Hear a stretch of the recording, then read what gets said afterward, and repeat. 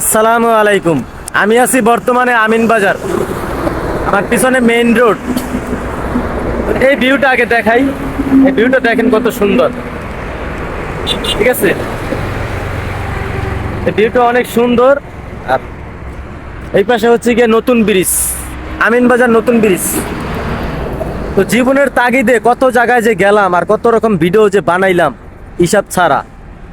আজকে যদি লেখাপড়া জানতাম, হয়তো যে কোনো একটা চেহারে বইসা, অফিসে বইসা কলম দিয়ে খোঁচা দিতাম, লক্ষ লক্ষ টাকা ইনভেস্ট করতে পারতাম, কামাইতে পারতাম, বউ বাচ্চা লয়ে শান্তি মতন খাইতে পারতাম।